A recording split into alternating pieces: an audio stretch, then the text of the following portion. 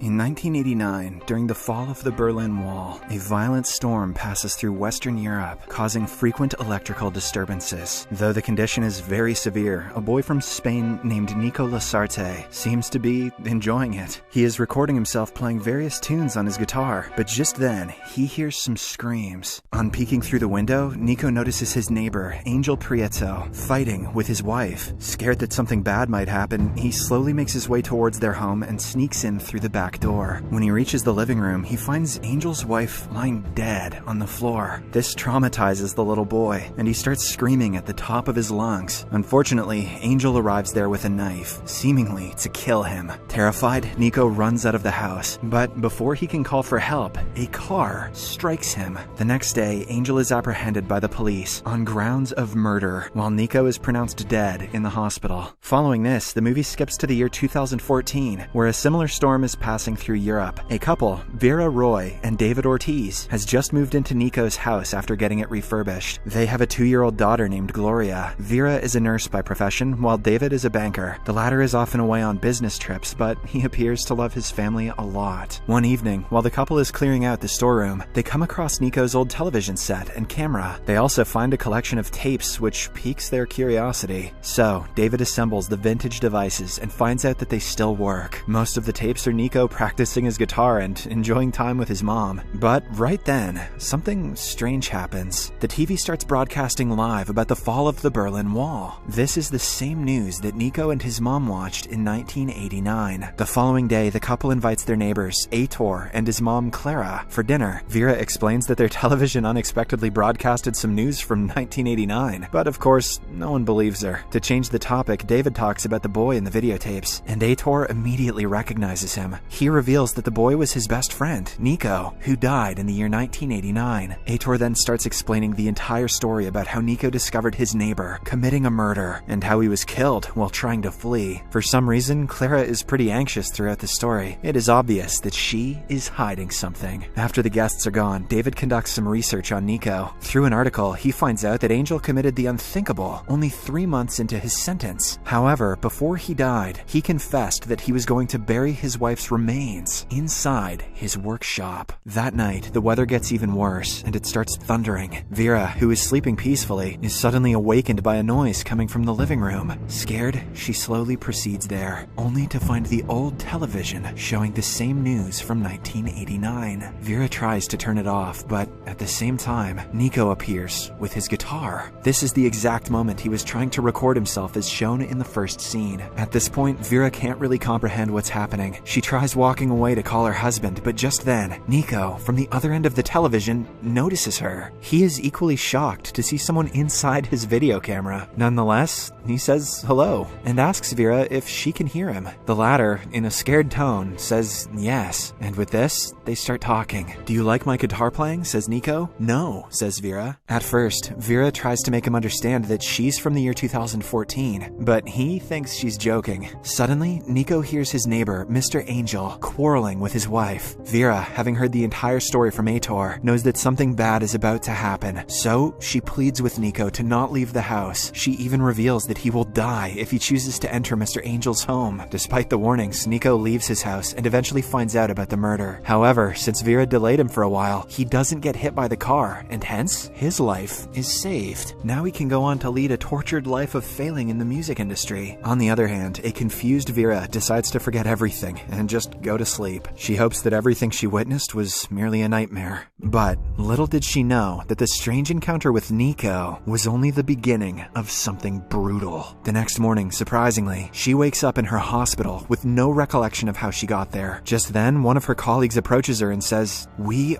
are waiting for you." Thinking that she simply dozed off due to fatigue, Vera heads to the operation theater only to learn that something has changed. For some reason, the main doctor keeps acting like a nurse, and all the staff in the room address Vera as doctor. The latter tries to assert that she is simply a nurse, but everyone thinks she is joking. This makes Vera assume that she is hallucinating, so she storms out of the room to calm herself down. Shortly after, she reaches her daughter Gloria's school to pick her up. However, all the students claim that they don't have a friend by that name. Scared, she rushes to her husband David's office and tries explaining about their daughter's disappearance. But surprisingly, even he doesn't recognize her. Left with no other options, she heads to the police station and asks for help. A young officer takes her case and asks her several questions. Vera explains everything that has led to this day, including the strange TV. As expected, the officer is not convinced by her answers, and he starts doubting her sanity. He even checks Vera's records and reveals that she isn't married, and that she has no daughter. And instead of helping, he refers her to get an immediate medical checkup. Later, Vera heads to the same hospital where she works and takes an MRI scan. Fortunately, the results are normal, which indicates that her brain is functioning properly. After the checkups, she heads to her office and finds several certificates and trophies, all of which have the words Dr. Vera Roy inscribed on them. This is when Vera realizes that something awfully bad has happened. She doesn't have to look after her kids anymore. A lot of parents would sign up for this fate in a heartbeat. Wasting no time, she heads to her home and barges in through the back door. To her horror, the entire house looks different. Vera nervously searches the name Nico Lasarte on the internet. Lo and behold, she finds out that a writer has published a book in which Nico is the protagonist. The book is apparently about time travel. Vera tries learning more about it, but just then, a woman approaches her from behind. She reveals that she is the owner of the house. A little while later, her husband also arrives, who is none other than David himself. Vera is shocked to learn that the love of her life is actually married to a different woman. Suddenly, the cops arrive outside, so Vera is forced to make a run for it. The commotion also attracts some neighbors, including the murderer from 1989, Angel. He has not been apprehended in this timeline, and his new wife is revealed to be Aitor's mom, Clara. Meanwhile, back in 1989, Nico is equally confused because he met a woman from the future. Hoping to talk to her again, he sits the whole day next to the video recorder, but nothing happens. Hence, that evening, he gets up and slowly proceeds towards Angel's house to check if everything was just a dream. Unfortunately, it isn't, as he finds the woman's dead body inside the bathtub. After a while, Nico starts looking for clues inside the house. He eventually comes across a passport, which has the name of the deceased woman, but the picture of Clara. This finally makes him realize that Angel and Clara are in a relationship. Now she is planning to use his deceased wife's identity and fly to another country. If she succeeds, the murder case will never come to light. However, little Nico doesn't want that to happen. He prepares to leave with the passport, but just then, Angel arrives. Nico quickly hides under the bed, and from it, there is a bathtub clearly visible. Hence, he has to reluctantly watch Angel dissect his wife, bit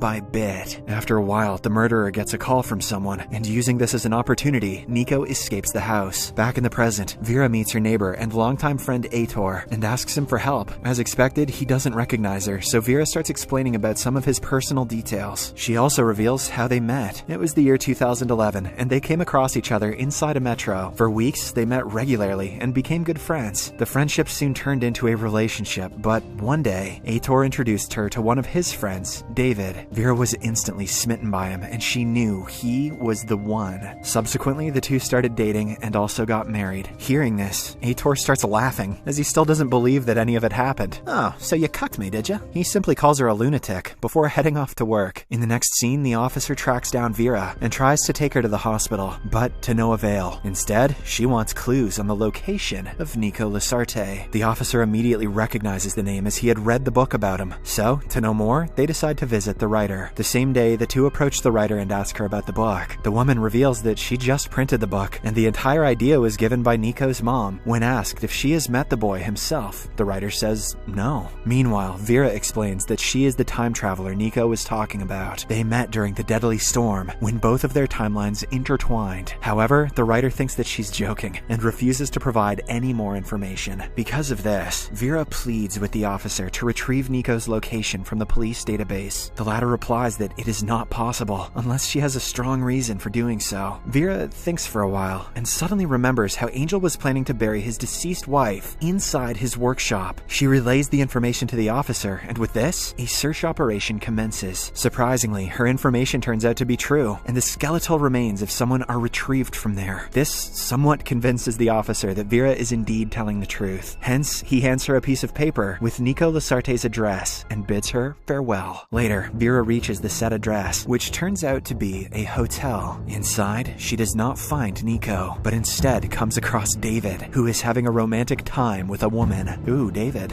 He is cheating on his wife from this timeline. Vera is devastated, as this means that David was cheating on her in the real timeline too. She once had found a matchstick on him, which belongs to this hotel. Once a David, always a David, you know what I'm saying? Keeping all her emotions aside, Vera decides to take action. Since David is a banker, he probably has details on a lot of people, including Nico. Hence, she blackmails him into finding the information, or else she will expose him to his wife, just like he exposed himself to his lover. Reluctantly, David complies, and he finally tracks down Nico Lasarte. On the other hand, after the skeletal remains are found, Angel and his new wife Clara are arrested. They are brought to the interrogation room where the same officer arrives to ask them questions. Following this, the movie flashes back to the year 1989. On the night where it all transpired, Angel is seen getting intimate with Clara when his current wife walks in on him. Enraged, the latter grabs a knife and starts swinging it at the two. She is close to killing Clara, but unfortunately, Angel intervenes and the knife accidentally goes through her own stomach. She is then thrown down the stairs, effectively ending her life. Back in the present, the officer asks Angel why he killed his ex-wife, but he gets no answer. This is when he reveals something shocking. He explains that right after the incident, Nico went to the police station and reported everything. However, the records showed something different. Angel's wife was actually in Paris, and her flight details were also verified by the authorities. As a result, Nico was declared as a lunatic, and his mother had to take him away from the city. From that day onwards, the boy spent the rest of his life in confusion. But he knew that after some years, he would eventually meet the woman from the future. So, Nico waited and waited. We are then shown a time-lapse of him growing up. Real happy 80s stuff. 22 years pass by, and an adult Nico is finally revealed to be none other than the officer. One day, he finally saw her inside a metro and approached her. Meanwhile, Vera goes to Nico's address and finally finds him. She is shocked to learn that he is the same officer she has been in contact with. At this point, the storm has again resurfaced. Nico reveals that he wanted to tell her everything, but couldn't, as her mind was already confused and fragile. So, bit by bit, he gave her clues, which finally led her to him. Nico then explains that after he approached her at the metro station, they became good friends. Then they got close to one another and eventually started dating. At last, they also got married and started living a happy life. I guess she did like his child guitar playing after all. Nico always wanted to ask her about that stormy night when they met, but he didn't want to jeopardize their relationship. Hence, he concealed the truth to himself. Hearing all this, Vera is brought to tears, but she still does not want to live in this timeline. She is ready to do anything to meet her daughter again. Following this, we finally get to know how the timelines were altered. In the original 2014 timeline, when Vera saw 1989 Nico and saved him from his impending death, it started a chain reaction. Since Nico never died, he became obsessed with finding the time traveler. After 22 long years, he finally met her and started a romantic affair with her. Because of this, Vera never met Aitor or his friend David. This means that she never got married or had a daughter. As everything flashes right before her eyes, Vera begs Nico to help her get to his timeline, but the latter doesn't want to let her go. So, with no options left, she commits the unthinkable. Now, to bring her back, Nico is forced to take action. Wasting no time, he breaks into his former house and brings out the television and video camera. As the storm continues brewing, Nico connects the device and finds his 1989 self on the other end. He then tells the boy everything and asks for his help. In the next scene, Vera wakes up in her house, disoriented and confused. However, when she turns out, she is relieved to find David beside her. She then rushes to the other room and finally reunites with her daughter. It turns out Nico sorted everything out in the other timeline. He knew that the love of his life would never return, but the most important thing to him was her happiness. The movie ends as Vera again discloses the location where Angel hid his ex-wife's remains. As the police check the area, Vera comes across Nico. Surprised